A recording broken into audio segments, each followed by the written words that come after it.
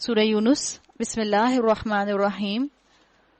سورہ یونس میں آپ کو وارننگ بھی ملے گی، خوشخبری بھی ملے گی، انذار بھی ملے گا، اور اس کا انداز آپ کو سورہ انفال اور سورہ توبہ کے بعد بالکل مختلف نظر آئے گا۔ آپ سے دیکھیں گے اس میں الناس کا لفظ بار بار آئے گا، لوگوں کو بار بار ایڈریس کیا جائے گا، ان کو اللہ کی کتاب کی طرف بلایا جائے گا۔ بسم اللہ الرحمن الرحیم۔ الف لام را تلک آیات الکتاب الحکیم۔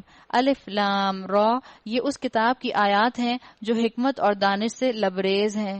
حکمت سے ہی لفظ بنا ہے حکومت، حکومت سے ہی لفظ بنا ہے حکم، حکم سے ہی لفظ بنا ہے حاکم، حاکم سے ہی لفظ بنا ہے محکم، اور پھر بنتا ہے حکمت۔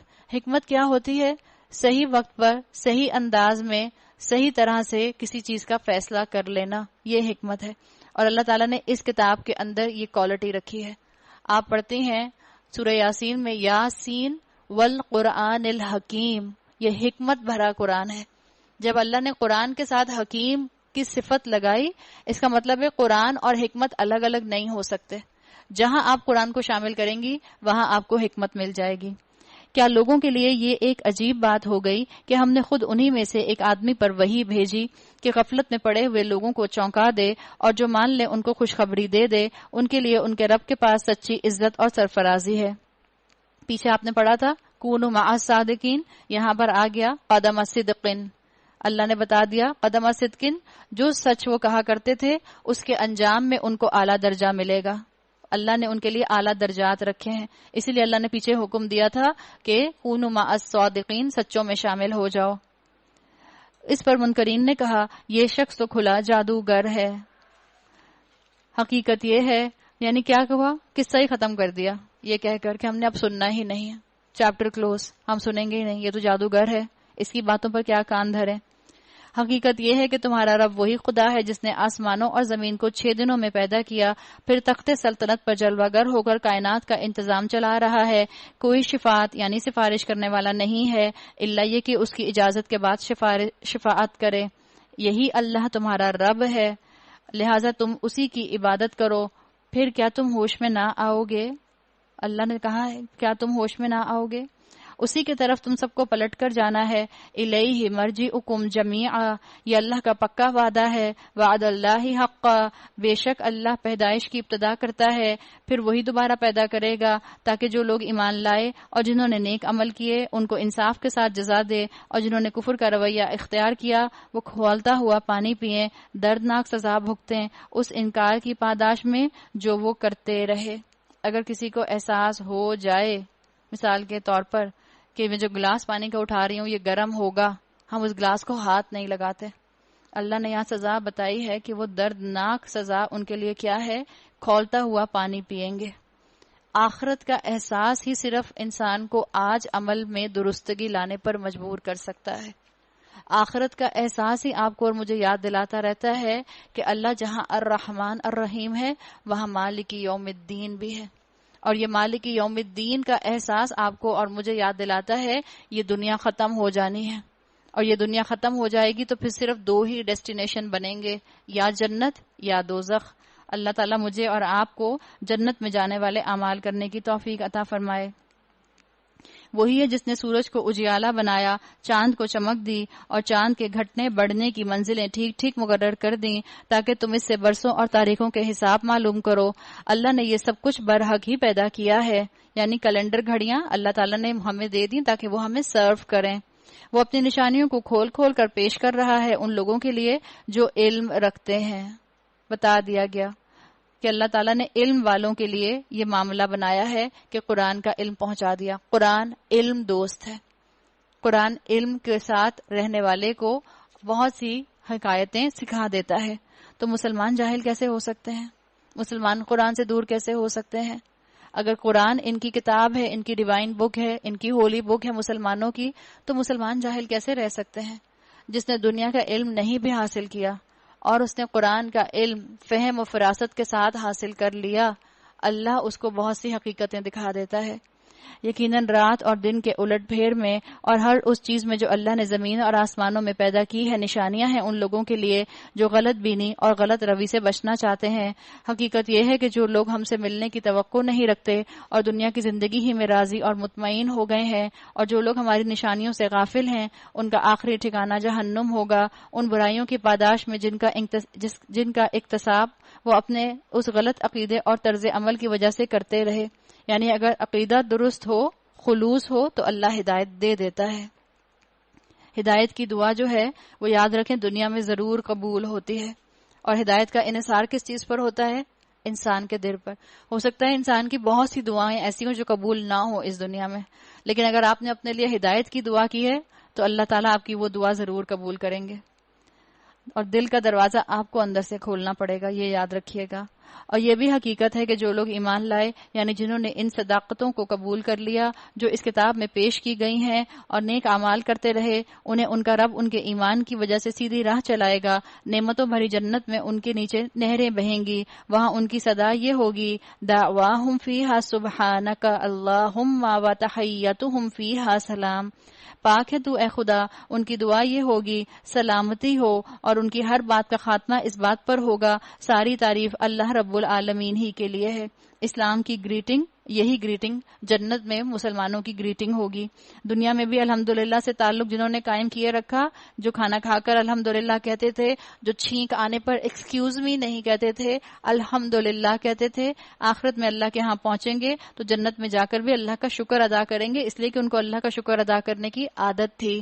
اگر کہیں اللہ لوگوں کے ساتھ برا معاملہ کرنے میں بھی اتنی ہی جلدی کرتا جتنی وہ دنیا کی بھلائی مانگنے میں جلدی کرتے ہیں تو ان کی مہلت عمل کبھی کی ختم کر دی گئی ہوتی، مگر ہمارا یہ طریقہ نہیں ہے، اس لیے ہم ان لوگوں کو جو ہم سے ملنے کی توقع نہیں رکھتے ان کی سرکشی میں بھٹکنے کے لیے چھوٹ دے دیتے ہیں، اللہ ڈھیل دے دیتا ہے۔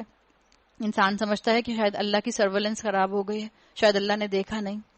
انسان کا حال یہ ہے کہ جب اس پر کوئی سخت وقت آتا ہے تو کھڑے اور بیٹھے اور لیٹے ہم کو پکارتا ہے، مگر جب اس کی مصیبت ہم ٹال دیتے ہیں تو ایسے چل نکلتا ہے گویا اس نے کبھی اپنے کسی برے وقت میں ہم کو پکارا ہی نہ تھا۔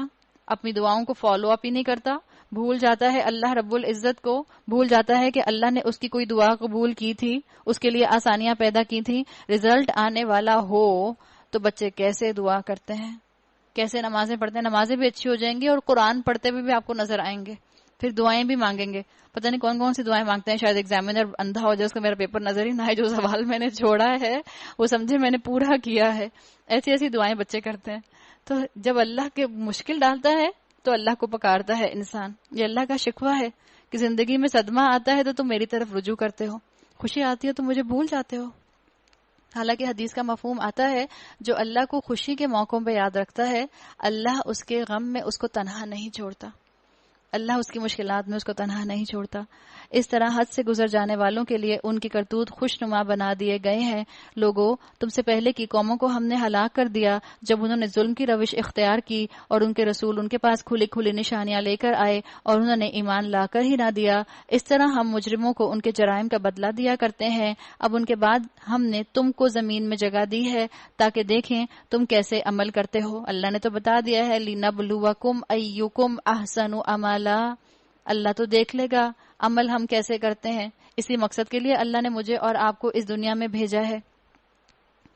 جب انہیں ہماری صاف صاف باتیں سنائی جاتی ہیں تو وہ لوگ جو ہم سے ملنے کی توقع نہیں رکھتے، اور یہ انسانوں کی اکثریت ہے جو اللہ سے ملنے کی توقع نہیں رکھتی، کیا کہتے ہیں؟ اس کی بجائے کوئی اور قرآن لاؤ یا اس میں کچھ ترمیم کرو۔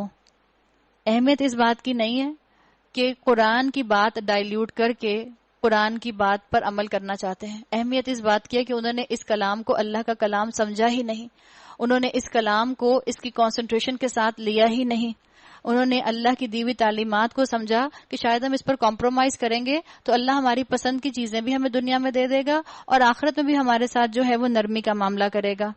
وہ خود نہیں بدلنا چاہتے بلکہ قرآن کو بدلنا چاہتے ہیں۔ اے نبی ان سے کہو میرا یہ کام نہیں ہے کہ اپنی طرف سے اس میں کوئی تغیر اور تبدل کر لوں۔ کفار مکہ کا پرزور مطالبہ تھا کمپرومائز کرنے کا، اس کی طرف اشارہ کیا گیا کہ جو تعلیمات تم کو امپریکٹیکل لگ رہی ہیں، تعلیمات تو یہی ہیں، اسی پر عمل کرنا ہوگا۔ ان اتبع الا ما یوحى الیہ، میں تو بس اس وحی کا پیرو ہوں جو میرے پاس بھیجی جاتی ہیں۔ بتا دیا گیا میں تو اس کتاب پر کمپرومائز نہیں کر سکتا۔ اگر میں اپنے رب کی نافرمانی کروں تو مجھے ایک بڑے ہولناک دن کے عذاب کا ڈر ہے۔ اور کہو اگر اللہ کی مشیت یہی ہوتی کہ میں یہ قرآن تمہیں کبھی نہ سناتا اور اللہ تمہیں اس کی خبر تک نہ دیتا۔ یعنی یہ لوگ وہ ہیں جو اپنا لائف سٹائل بدلنے کو تیار نہیں ہیں۔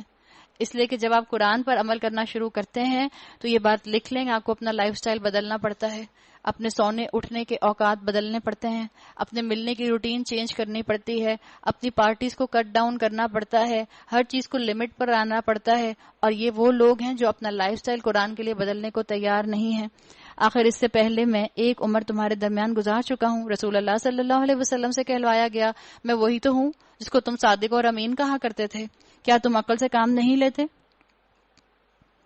جو کفار قریش تھے یہ قرآن کو ریجڈ کہا کرتے تھے۔ کیا آج ہم مسلمان قرآن کو ریجڈ کہتے ہیں؟ آج ہم میں کئی مسلمان آپ کو مل جائیں گے جو قرآن کو ریجڈ کہتے ہیں۔ تو اللہ تعالیٰ نے بتا دیا کہ یہ اصل میں تمہارا معاملہ کیا ہے۔ جو تم قرآن پر عمل نہیں کرتے، کرمنل نہیں بنتے، صرف تم سنر بھی بن جاتے ہو ساتھ ساتھ۔ پھر اس سے بڑھ کر ظالم اور کون ہوگا جو ایک جھوٹی بات گھڑ کر اللہ کی طرف منسوب کرے یا اللہ کی واقعی آیات کو جھوٹا قرار دے۔ یقیناً مجرم کبھی فلاح نہیں پاتے۔ اللہ نے مجرم کس کو کہا؟ اللہ نے مجرم ان کو کہا جو اصل میں قرآن کے اوپر عمل نہیں کرتے، قرآن کو ریجڈ کہتے ہیں، قرآن کے ساتھ اپنا لائف سٹائل بدلنے کو تیار نہیں ہیں۔ اللہ نے ان کو کہہ دیا کہ وہ کیا ہیں۔ یہ لوگ اللہ کے سوا ان کی پرستش کر رہے ہیں جو ان کو نہ نقصان پہنچا سکتے ہیں نہ نفع، اور کہتے یہ ہیں کہ یہ اللہ کے ہمارے سفارشی ہیں۔ اے نبی ان سے کہو کیا تم اللہ کو اس بات کی خبر دیتے ہو جسے وہ نہ آسمانوں میں جانتا ہے نہ زمین میں؟ پاک ہے وہ اور بالا تر ہے اس شرک سے جو یہ لوگ کرتے ہیں۔ ابتدا میں سارے انسان ایک ہی امت تھے، وما کان الناس الا امۃ واحدہ فاختلفوا، بعد میں انہوں نے مختلف عقیدے اور مسلک بنا لیے۔ اور اگر تیرے رب کی طرف سے پہلے ہی ایک بات طے نہ کر لی گئی ہوتی تو جس چیز میں وہ باہم اختلاف کر رہے ہیں اس کا فیصلہ چکا دیا جاتا۔ یعنی بتا دیا گیا کہ انسانی تاریخ کی ابتدا میں شرک نہیں تھا، انسانی تاریخ کی ابتدا میں توحید تھی، مگر بعد میں انہوں نے اختلاف کیا۔ اور یہ جو وہ کہتے ہیں کہ اس نبی پر اس کے رب کی طرف سے کوئی نشانی کیوں نہ اتاری گئی، تو ان سے کہو غیب کا مالک و مختار تو اللہ ہی ہے۔ اچھا انتظار کرو، میں بھی تمہارے ساتھ انتظار کرتا ہوں۔ فوراً دنیا میں اگر رزلٹ سامنے آنے لگ جاتے تو آپ بتائیں کون ایمان لاتا؟ اللہ فوراً دنیا میں رزلٹ سامنے نہیں لاتا۔ جب اللہ غیب کے پردے اٹھا دے گا تو پھر تو سبھی ایمان لے آئیں گے۔ جب قیامت ظاہر ہو جائے گی پھر تو سبھی ایمان لے آئیں گے، لیکن تب ایمان لانے کا فائدہ نہ ہوگا۔ اللہ نے کہا ہے انتظار کرو۔ لوگوں کا حال یہ ہے کہ مصیبت کے بعد جب ہم ان کو رحمت کا مزہ چکھاتے ہیں تو فوراً ہی وہ ہماری نشانیوں کے معاملے میں چال بازیاں کر دیتے ہیں۔ ان سے کہو اللہ اپنی چال میں تم سے زیادہ تیز ہے۔ ہمارے معاشرے میں بھی جو اسلام کے خلاف پڑھے لکھے لوگ پروپیگنڈا کرتے ہیں اور ان کے پروپیگنڈا کی وجہ سے جو کنفیوژن پھیل رہی ہے وہ سب سن لیں۔ اللہ نے کہا ہماری چال زیادہ تیز ہے، اللہ زیادہ بڑی چال چلنے والا ہے۔ قل اللہ اسرع مکرا، اس کے فرشتے تمہاری سب مکاریوں کو قلم بند کر رہے ہیں۔ وہ اللہ ہی ہے جو تم کو خشکی اور تری میں چلاتا ہے۔ چنانچہ جب تم کشتیوں میں سوار ہو کر بعد موافق پر فرحاں اور شاداں سفر کر رہے ہوتے ہو اور پھر وہ یکایک بعد مخالف کا زور ہوتا ہے اور ہر طرف سے موجوں کے تھپیڑے لگتے ہیں اور مسافر سمجھ لیتے ہیں کہ طوفان میں گھر گئے، اس وقت سب اپنے دین کو اللہ ہی کے لیے خالص کر کے اس سے دعائیں مانگتے ہیں۔ کیا مانگتے ہیں؟ اگر تو نے ہم کو اس بلا سے نجات دے دی تو ہم شکر گزار بندے بنیں گے، مگر جب وہ ان کو بچا لیتا ہے تو پھر وہی لوگ حق سے منحرف ہو کے زمین میں بغاوت کرنے لگتے ہیں۔ یعنی جب زندگیوں میں حالات ایسے آتے ہیں کہ اچھے حالات، زندگیوں میں رنگینیاں، تو مقصد کیا ہوتا ہے؟ بس دنیا اور دنیا اور دنیا، حل من مزید، حل من مزید، اور دنیا مل جائے اور دنیا مل جائے۔ اور جب کبھی برا ہوتا ہے تو پھر وہ واہ ویلا مچاتے ہیں۔ لوگوں تمہاری یہ بغاوت تمہارے ہی خلاف پڑ رہی ہے۔ دنیا کی زندگی کے چند روزہ مزے ہیں، لوٹ لو، پھر ہماری طرف تمہیں پلٹ کر آنا ہے۔ اس وقت ہم تمہیں بتا دیں گے کہ تم کیا کچھ کرتے رہے ہو۔ دنیا کی یہ زندگی جس کے نشے میں مست ہو کر تم ہماری نشانیوں سے غفلت برت رہے ہو، اس کی مثال ایسی ہے جیسے آسمان سے ہم نے پانی برسایا تو زمین کی پیداوار جسے آدمی اور جانور سب کھاتے ہیں خوب گھنی ہو گئی۔ پھر عین اس وقت جبکہ زمین اپنی بہار پر تھی اور کھیتیاں بنی سوری کھڑی تھیں اور ان کے مالک سمجھ رہے تھے کہ اب ہم ان سے فائدہ اٹھانے پر قادر ہیں. یکا یک رات کو یا دن کو ہمارا حکم آ گیا اور ہم نے اسے ایسا غارت کر کے رکھ دیا کہ گویا کل وہاں کچھ تھا ہی نہیں. اللہ تعالیٰ نے بتا دیا یہ دنیا کی اس فصل سے اپنی زندگی کو ٹیلی کر لو. جیسے آہستہ آہستہ فصل جو ہے وہ آگے سے آگے بڑھتی ہے اور ایک وقت آتا ہے کہ وہ بالکل ختم ہو جاتی ہے, کاٹ پیٹ کے ایک طرف کر دی جاتی ہے. انسان بھی ایسے ہی آہستہ آہستہ اپنی موت کی طرف بڑھتا ہے, اپنی منزل کی طرف بڑھتا ہے. تو بہتر ہے کہ اپنے آپ کو دنیا سے زیادہ اٹیچ نہ رکھو. دنیا کی زندگی جو تمہیں وقت کے ساتھ ساتھ اور خوبصورت نظر آئے گی, یہ تمہیں ٹیمپٹ کر رہی ہے. دنیا سے بڑا دجل اور کوئی دجل نہیں ہے, دنیا سے بڑا جادو اور کوئی جادو نہیں ہے. تو جب انسان کی صلاحیتیں اپنے پیک پر ہوں, جب انسان جو ہے اپنی بھرپور جوانی میں ہو, تو انسان اپنے اس کانفیڈنس کو, اپنی ان صلاحیتوں کو اللہ کی راہ میں لگائے, آخرت کو سنوارنے کے لیے لگائے, آخرت کو کمانے کے لیے لگائے. ورنہ یاد رکھیں کہ ایک گھر آنے والا ہے جو موت کا گھر ہوگا, اور وہ سب سے پہلا گھر ہوگا قبر. قبر کے اندر جا کر سو جائیں گے. جیسے فصل ختم ہو جاتی ہے ایسے ہی ہماری زندگی کی مہلت ختم ہو جائے گی. اس طرح ہم نشانیاں کھول کھول کر پیش کرتے ہیں ان کے لیے جو سوچنے سمجھنے والے ہیں. آپ دیکھیں جوانی کے دور میں امنگیں, جوش, جذبات, احساسات, ٹیمپٹیشنز عروج پر ہوتی ہیں, اور جو اپنے اس دور کو اللہ کی عبادت میں لگا دے, اللہ نے اس سے وعدہ کیا ہے کہ اللہ اپنے عرش کے سائے میں اس کو جگہ دے گا. تم اس ناپائیدار زندگی کے فریب میں مبتلا ہو رہے ہو, اور اللہ تمہیں دارالسلام کی طرف دعوت دے رہا ہے. تم کس کی طرف مبتلا ہو رہے ہو؟ دنیا کے فریب میں. آج ڈالر سستا ہو رہا ہے, ڈالر خرید لو, کل بڑھنے والا ہے. آج فلاں سٹاک کا جو شیئر ہے وہ سستا ہے, کل بڑھنے والا ہے, خرید لو. ہم اسی میں مصروف رہتے ہیں. ہدایت اس کے اختیار میں ہے, جس کو وہ چاہتا ہے سیدھا راستہ دکھا دیتا ہے. جن لوگوں نے بھلائی کا طریقہ اختیار کیا ان کے لیے بھلائی ہے اور مزید فضل. ان کے چہروں پر روئے سیاہی اور ذلت نہ چھائے گی. وہ جنت کے مستحق ہیں جہاں وہ ہمیشہ ہمیشہ رہیں گے. یعنی شرمندگی, پچھتاوا, بے عزتی ان کے چہروں پر نہیں ہوگی. اور جن لوگوں نے برائیاں کمائیں اور ان کی برائی جیسی ہے ویسے ہی وہ بدلہ پائیں گے, ذلت ان پر مسلط ہوگی. کوئی اللہ سے ان کو بچانے والا نہ ہوگا. ان کے چہروں پر ایسی تاریکی چھائی ہوگی جیسے رات کے سیاہ پردے ان پر پڑے ہوئے ہیں, اور وہ دوزخ کے مستحق ہیں جہاں وہ ہمیشہ ہمیشہ رہیں گے. جہنم میں جانے والوں کو جنت دکھا دی جائے گی تاکہ وہ اس بات پر پچھتاوا کریں کہ یہ تو مقام وہ تھا جو ہم کما سکتے تھے. تو اللہ تعالیٰ ان کو اور زیادہ پچھتاوے کے عذاب میں مبتلا کرے گا. وَيَوْمَ نَحْشُرُهُمْ جَمِيعًا, جس روز ہم سب کو ایک ساتھ اپنی عدالت میں اکٹھا کریں گے. پھر ان لوگوں سے جنہوں نے شرک کیا ہے کہیں گے ٹھہر جاؤ تم بھی اور تمہارے بنائے ہوئے شریک بھی. پھر ہم ان کے درمیان سے اجنبیت کا پردہ ہٹا دیں گے اور ان کے شریک کہیں گے تم ہماری عبادت تو نہیں کرتے تھے. یہاں عبادت سے مراد دعا ہے, تو یعنی تم ہم سے دعا نہیں کرتے تھے. ہمارے اور تمہارے درمیان اللہ کی گواہی کافی ہے. تم اگر ہماری عبادت کرتے بھی تھے تو ہم تمہاری اس عبادت سے بالکل بے خبر تھے. اس وقت ہر شخص اپنے کیے کا مزہ چکھ لے گا. سب اپنے خالق حقیقی کی طرف پھیر دیے جائیں گے, اور وہ سارے جھوٹ جنہوں نے گھڑ رکھے تھے وہ گم ہو جائیں گے. ان سے پوچھو کون تم کو آسمان اور زمین سے رزق دیتا ہے؟ لاز آف نیچر کس کے کنٹرول میں ہیں؟ لاز آف نیچر خود خالق تو نہیں ہو سکتے, یہ تو اللہ کے بنائے ہوئے ہیں. یہ سماعت اور بینائی کی قوتیں کس کے اختیار میں ہیں؟ کون بے جان میں سے جاندار کو اور جاندار میں سے بے جان کو نکالتا ہے؟ کون اس نظم عالم کی تدبیر کر رہا ہے؟ وہ ضرور کہیں گے اللہ. کہو پھر ہم حقیقت کے خلاف چلنے سے پرہیز نہیں کرتے؟ تب تو یہی اللہ تمہارا حقیقی رب ہے. پھر حق کے بعد گمراہی کے سوا اور باقی کیا رہ گیا؟ آخر تم کدھر پھرائے جا رہے ہو؟ اے انسان تم اللہ کے نافرمان کیوں بنتے ہو؟ کون تمہارے اندر یہ انڈوکٹرینیشن کر رہا ہے؟ بالکل جیسے آپ کے گھر میں آپ کا بچہ ہو 5-6 سال کا, اور آپ کے بچے کا کوئی فرینڈ آ کے آپ کے بچے کے ساتھ سارا دن گزارے, اور جب وہ سارا دن کے بعد بچہ چلا جائے, جو دوست آیا ہوا تھا, تو آپ کا بچہ بھی شرارتیں کرنے لگ جائے وہی والی جو وہ بچہ کر رہا تھا. تو آپ کہتے ہیں نا تمہیں کس نے سکھا دی یہ چیزیں؟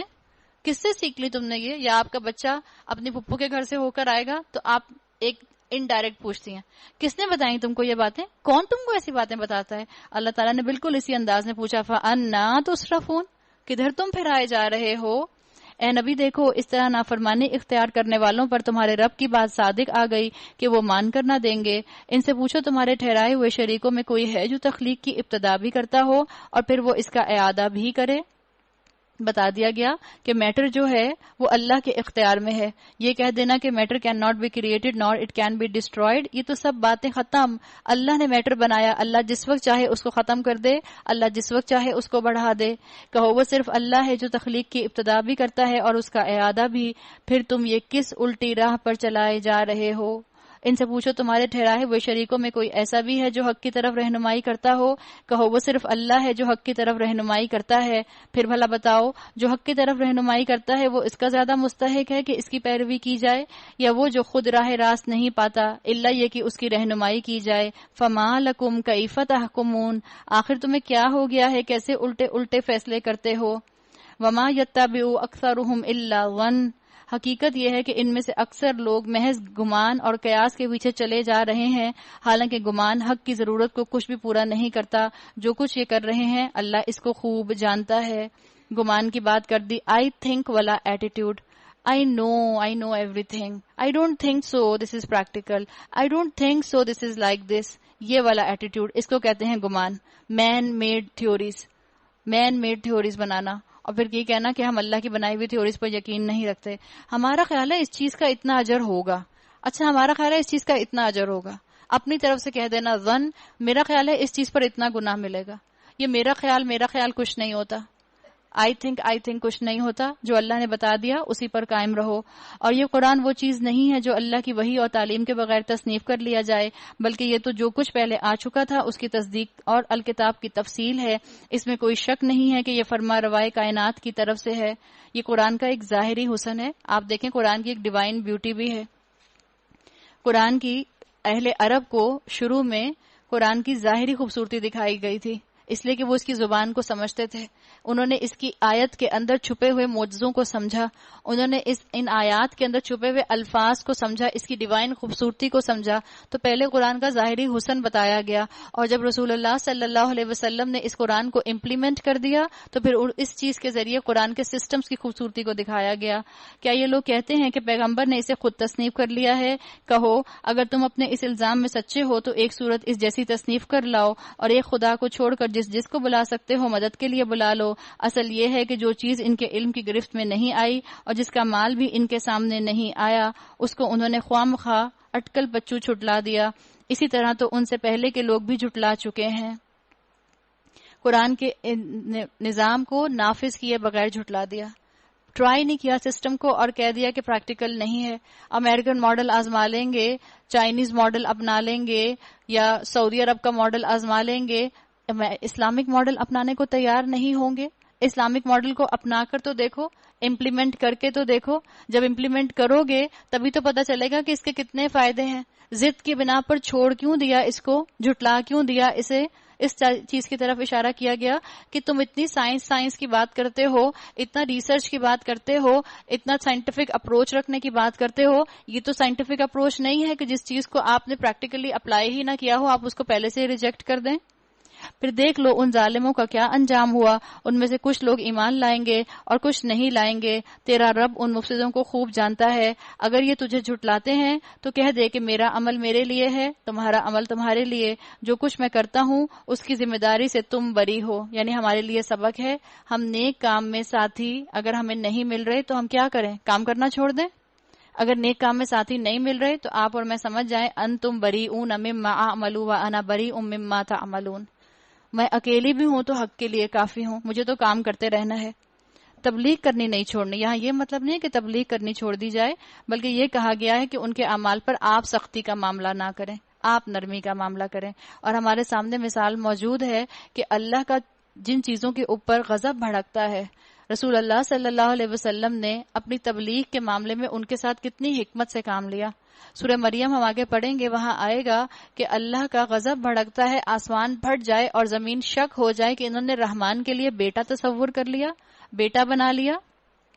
عیسائیوں کے لیے آتا ہے، اور یہی عیسائی ہیں جن کے اوپر اللہ کا غضب قرآن میں بھڑک رہا ہے.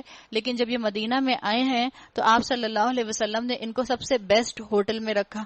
کون سا سب سے بیسٹ ہوٹل تھا مدینہ میں؟ مسجد نبوی. وہیں ٹھہرایا. اس مسجد نبوی کے اندر انہوں نے اپنی عبادت کی ہوگی، جو بھی اپنی عبادت ریگولر کرتے تھے. اللہ کے نبی نے تو اپنے غصے کا اظہار نہیں کیا، اللہ کو غصے کا اظہار ہے. اللہ کو غصے کے اظہار کا حق ہے، بندوں کو غصے کے اظہار کا حق نہیں ہے. جب آپ اور میں تبلیغ کریں تو غصہ ایک طرف کر دیں. غصہ اور تبلیغ اگر ایک ساتھ ہوں تو یہ لیتھل کمبینیشن ہے. ان میں بہت سے لوگ ہیں جو تیری باتیں سنتے ہیں، مگر کیا تو بہروں کو سنائے گا خواہ وہ کچھ نہ سمجھتے ہوں؟ ان میں بہت سے لوگ ہیں جو تجھے دیکھتے ہیں، مگر کیا تو اندھوں کو راہ دکھائے گا خواہ انہیں کچھ نہ سوچتا ہو؟ حقیقت یہ ہے کہ اللہ لوگوں پر ظلم نہیں کرتا، لوگ خود ہی اپنے اوپر ظلم کرتے ہیں. آج یہ دنیا کی زندگی میں مست ہیں، اور جس روز اللہ ان کو اکٹھا کرے گا تو یہ دنیا کی زندگی انہیں ایسی محسوس ہوگی گویا یہ محض ایک گھڑی بھر آپس میں جان پہچان کو ٹھہرے تھے. ہم کہتے ہیں کہ میں اپنے بچوں کو بہت اچھی طرح جانتی ہوں، بہت اچھی طرح میں اپنے بچوں کو پہچانتی ہوں، رگ رگ سے واقف ہوں. اس دن کیا ہوگا؟ اپنے آپ ہی سے میں واقف نہیں ہوں کہ جس دنیا کے پیچھے میں اتنا وقت لگا رہی ہوں، جو مجھے دنیا اتنی بڑی لگ رہی ہے، جو مجھے لگ رہا ہے کہ موت آنے میں تو ابھی اتنا بڑا ٹائم بار ہے، میں تو اپنے آپ کو نہیں جانتی. ابھی تو مجھے یہ بھی علم نہیں ہے کہ کل موت آ گئی تو میں نے اس کے لیے کیا تیاری کی ہوئی ہے. جب قیامت میں اللہ کے سامنے کھڑے ہوں گے تو ہمیں دنیا کی زندگی ایک لمحے بھر کی زندگی لگے گی. کوئی کہے گا چند دن، کوئی کہے گا 2 دن، کوئی کہے گا چند گھڑی دنیا کی زندگی تھی. اس وقت حقیقت معلوم ہو جائے گی کہ فی الواقع سخت گھاٹے میں رہے وہ لوگ جنہوں نے اللہ کی ملاقات کو جھٹلایا. قد خسر الذین کذبوا بلقاء اللہ. اور ہرگز وہ راہ راست پر نہ تھے. جن برے نتائج سے ہم انہیں ڈرا رہے ہیں ان کا کوئی حصہ ہم تیرے جیتے جی دکھا دیں یا اس سے پہلے ہی تجھے اٹھا لیں. بہرحال انہیں آنا ہماری طرف ہے، جو کچھ یہ کر رہے ہیں اس پر اللہ گواہ ہے. وَلِكُلِّ أُمَّةٍ الرَّسُولُ. ہر امت کے لیے ایک رسول ہے. ہم کہیں ہمارے لیے کہاں ہے؟ بالکل ہے. آپ صلی اللہ علیہ وسلم کو کافۃ للناس بنا کر بھیجا گیا تھا، بشیرا و نذیرا. لوگوں کے لیے بھیجا گیا تھا، انسانیت کے لیے بھیجا گیا تھا. آپ کے احکامات اور تعلیمات محفوظ ہیں. آپ کا قرآن کی شکل میں اسوہ موجود ہے. ہر امت کے لیے ایک رسول ہے. پھر جب کسی امت کے پاس اس کا رسول آ جاتا ہے تو اس کے فیصلے کا پورا پورا انصاف چکا دیا جاتا ہے اور اس پر ذرہ برابر ظلم نہیں کیا جاتا. کہتے ہیں اگر تمہاری یہ دھمکی سچی ہے تو آخر یہ کب پوری ہوگی؟ یہ کفار کا طریقہ تھا. بار بار قیامت کا پوچھا کرتے تھے کہ قیامت کب آئے گی. ہم تو اپنے آباء و اجداد سے یہ بات سن رہے ہیں قیامت آئے گی، قیامت آئے گی. کہو میرے اختیار میں تو خود اپنا نفع اور ضرر بھی نہیں، سب کچھ اللہ کی مشیت پر موقوف ہے. لکل امت اجل. ہر امت کے لیے مہلت کی ایک مدت ہے، اور ہم سب کی اس مدت کے اندر رسپانسبلٹی کیا ہے کہ ہم پیغام آگے پہنچا دیں. جس طرح انسانوں کی زندگی میں لائف سپین ہوتا ہے، قوموں کا لائف سپین بہت بڑا ہوتا ہے. قوموں کا لائف سپین جو ہے وہ سالوں پر نہیں ہو سکتا ہے، 1000 سالوں پر مشتمل ہو. جب یہ مدت پوری ہو جاتی ہے تو گھڑی بھر کی تقدیم اور تاخیر نہیں ہوتی. ان سے کہو کبھی تم نے یہ بھی سوچا کہ اگر اللہ کا عذاب اچانک رات کو یا دن کو آ جائے تو تم کیا کر سکتے ہو؟ آخر یہ کون سی چیز ہے جس کے لیے مجرم جلدی مچائیں؟ کیا جب وہ تم پر آ پڑے اس وقت تم اسے مانو گے؟ اب بچنا چاہتے ہو حالانکہ تم خود ہی اس کی جلدی آنے کا تقاضا کر رہے ہو. پھر ظالموں سے کہا جائے گا کہ اب ہمیشہ کے عذاب کا مزہ چکھو. جو کچھ تم کماتے رہے ہو اس کی پاداش کے سوا اور کیا بدلہ تمہیں دیا جا سکتا ہے؟ وَيَسْتَنبِئُونَكَ أَحَقٌّ هُوَ. پھر وہ پوچھتے ہیں کیا واقعی یہ سچ ہے جو تم کہہ رہے ہو؟ یہ جو تم کہہ رہے ہو کہ عید الست تمہاری جینس کے اندر موجود ہے، کیا یہ واقعی سچ ہے؟ کیا یہ حقیقت ہے؟ کیا یہ ریالٹی ہے؟ آخرت کو جھٹلانے والے کے دل میں یہ خیال بھی آتا تو ہے، چاہے کوئی کتنا ہی آخرت کا انکار کرے، دل میں ایک مرتبہ تو خیال آتا ہوگا کیا پتہ یہ جو محمد صلی اللہ علیہ وسلم کہہ رہے ہیں یہ سچ ہو، کیا پتہ یہ حساب کتاب کا معاملہ سچ ہو، کیا پتہ دوزخ جنت کا معاملہ سچ ہو. تو اس چیز کی طرف اشارہ کیا گیا، حق تو تمہارے دل میں 1% آئے گا ہی آئے گا. کہو میرے رب کی قسم یہ بالکل سچ ہے اور تم اتنا بلبوتا نہیں رکھتے کہ اسے ظہور میں آنے سے روک دو. یہ ہے بولنے والے کا یقین. اسکالرز کہتے ہیں کہ بات کرنے والے کا یقین کنٹیجیس ہوتا ہے، وہ آگے فلٹر ڈاؤن کر جاتا ہے، وہ اعتماد تبلیغ کے اندر وزن پیدا کرتا ہے. اور تم اتنا بلبوتا نہیں رکھتے کہ اسے ظہور میں آنے سے روک دو. اگر ہر اس شخص کے پاس جس نے ظلم کیا ہے روئے زمین کی دولت بھی ہو تو اس عذاب سے بچنے کے لیے وہ اسے فدیہ میں دینے پر آمادہ ہو جائے گا. جب یہ لوگ اس عذاب کو دیکھ لیں گے تو دل ہی دل میں پچھتائیں گے، مگر ان کے درمیان پورے انصاف سے فیصلہ کیا جائے گا، کوئی ظلم ان پر نہ ہوگا. سنو آسمانوں اور زمین میں جو کچھ ہے اللہ کا ہے. سن رکھو اللہ کا وعدہ سچا ہے، مگر اکثر انسان جانتے نہیں. وہی زندگی بخشتا ہے، وہی موت دیتا ہے، اسی کی طرف تم سب کو پلٹ کر جانا ہے. یا ایھا الناس، اے لوگو، قد جاءتکم موعظۃ من ربکم، لوگو تمہارے پاس تمہارے رب کی طرف سے نصیحت آ گئی، وشفاء لما فی الصدور، اور یہ وہ چیز ہے جس میں تمہارے دلوں کا مرض ہے، وہدن اور ہدایت، اور ورحمہ اور رحمت، للمومنین مومنین کے لیے۔ بتا دیا گیا کہ یہ اصل میں نصیحت ہے پورے انسانیت کے لیے۔ قرآن پوری انسانیت کے نام کھلا خط ہے۔ اللہ تعالیٰ نے دو صفات یہاں پر قرآن کی اور بیان کر دی، نصیحت، شفا، تمام انسانیت کے لیے یہ معاملہ ہے۔ یہ جو دو صفات اس کی یہاں پر آ رہی ہیں، نصیحت اور شفا، پہلی دو موعظہ اور شفا، یہ تو پوری انسانیت کے لیے آ گئی، ہر انسان اس کا فائدہ اٹھائے گا۔ اور جہاں تک ہدایت اور رحمت کی بات ہے، اس سے مومنین فائدہ اٹھائیں گے۔ اسکالرز کا یہاں پر یہ کہنا ہے کہ یہ دو خاص، ہدایت اور رحمت کا معاملہ جو ہے یہ خاص مومنوں کے لیے ہے، خاص مومن اس سے فائدہ اٹھاتے ہیں۔ تو مومنون کو کہہ دیا گیا کہ قرآن کے ان انگریڈینٹ سے اپنا فائدہ اٹھانا، قرآن کو اپنے لیے راہ عمل بنانا۔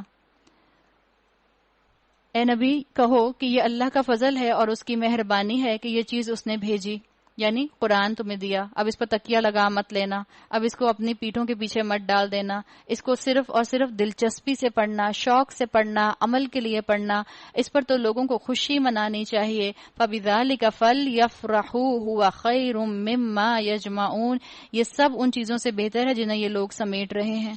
اپنے گھروں کو امیجن کریں، کتنا سامان ہے ہمارے گھروں میں، کراکری ہے، وارڈروب ہے، فرنیچر ہے، کپڑے ہیں، جیولری ہے، کتنا کچھ ہے۔ اور اب ذرا اپنے دل میں جھانکیں، آپ کے دل میں ان چیزوں میں سے کوئی چیز آ سکتی ہے؟ آپ کے دل کے اندر ان کی محبت ہے یا قرآن کی محبت ہے؟ اپنے دل میں جھانک کر دیکھ لیں۔ اللہ نے کہا ہے کہ خوشی اس بات پر منانی چاہیے کہ جو یہ لوگ سمیٹ رہے ہیں، اس پر مت خوشی مناؤ جو دنیا میں سمیٹ لیا، اس قرآن پر خوشیاں مناؤ جو تم نے اپنے دل کے اندر سمیٹ لیا ہے، وہ ہے خوشی منانے کی چیز، وہ ہے قیمتی چیز۔ جتنا خوش تم میڈیکل میں ایڈمیشن ملنے پر ہوتے ہو، جتنا خوش تم ایم بی اے میں ایڈمیشن ملنے پر ہوتے ہو، اتنا اس سے زیادہ خوش تم کو قرآن کے اوپر ہونا چاہیے۔ آج کوئی آپ میں سے کہے میں قرآن کا کورس جوائن کر رہی ہوں، تو آپ کے خاندان والے آ کے آپ کو مٹھائیاں کھلائیں، کیک لے کر آئیں گے، آپ کو ہار پہنائیں گے، کہیں گے واہ واہ واہ واہ کتنا بڑا کام تم کرنے لگی ہو، یہ کریں گے؟